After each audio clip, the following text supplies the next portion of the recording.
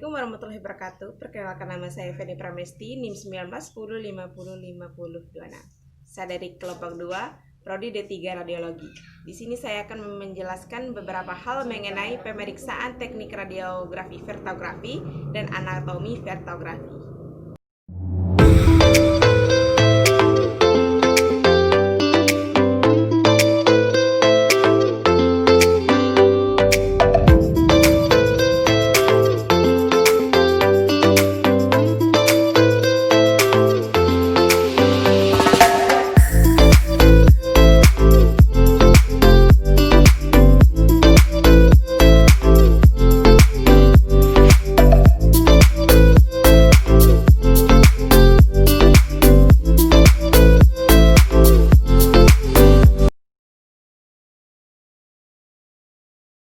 Berikut saya akan menampilkan beberapa gambar anatomi dari vertografi.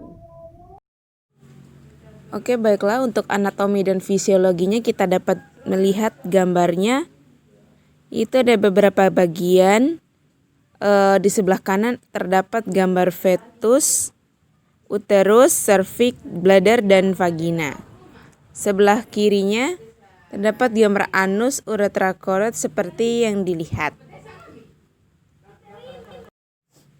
Kita dapat melihat untuk keterangannya sendiri. Yang pertama itu ada tali pusar atau umbilical cord, merupakan pembuluh darah yang terdiri dari suatu vena dan dua arteri.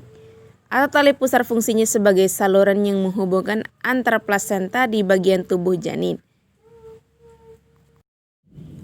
Dengan demikian, janin mendapatkan asupan makanan seperti oksigen serta antibodi yang sebelumnya diterima oleh plasenta melalui vena umbilicalis.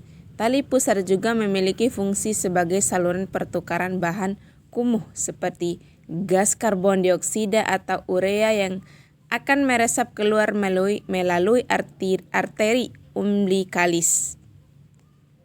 Yang kedua, plasenta terletak di dalam kandungan atau rahim, memiliki bentuk bundar seperti piringan tebal. Plasenta berisi pembuluh darah yang salnya dari tali pusar.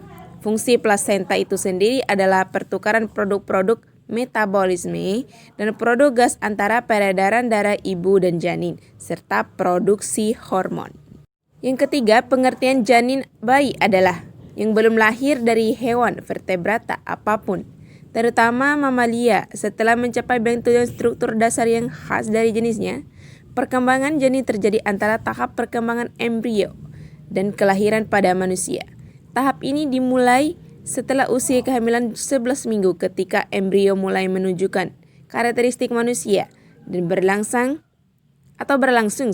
hingga kelahiran. Biasanya semua organ dan jaringan utama dapat diamati, namun mereka belum sepenuhnya berkembang atau terletak tepat di dalam tubuh.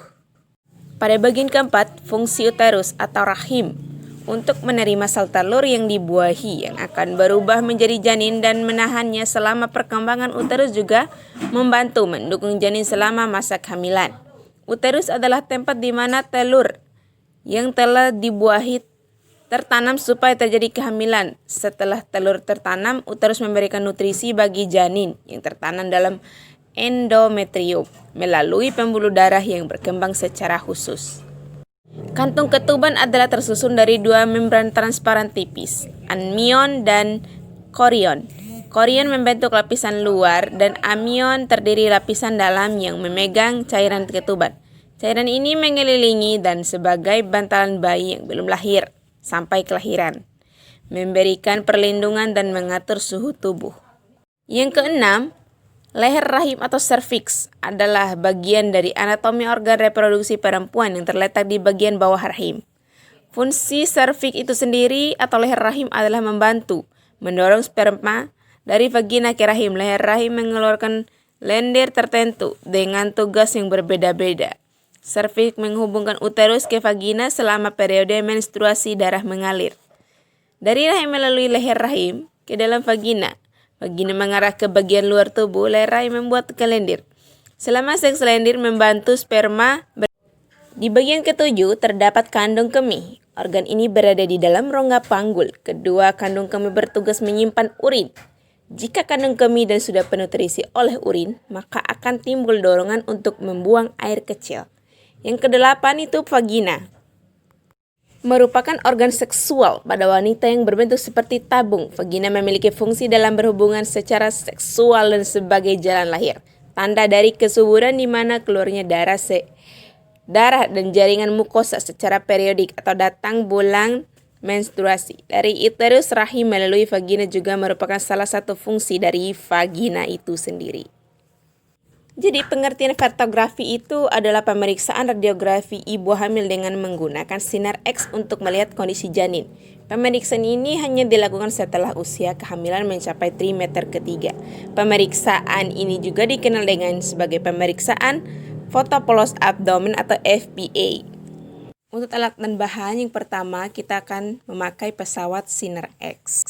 Untuk yang kedua kita akan menggunakan kaset dan film ukuran 30x40. Untuk yang ketiga kita akan menggunakan grid atau lessons. Keempat kita akan menggunakan marker R dan L. Yang kelima kita akan menggunakan gonad seal atau APD. Untuk persiapan pemeriksaan dapat dilihat di slide berikut ini. Untuk kriteria radiograf pada gambar pertama, itu tampak gambaran tulang fetus. Yang kedua, densitas dan kontras dapat memperlihatkan persendian dan tulang fetus. Yang ketiga, tidak nampak rotasi abdomen.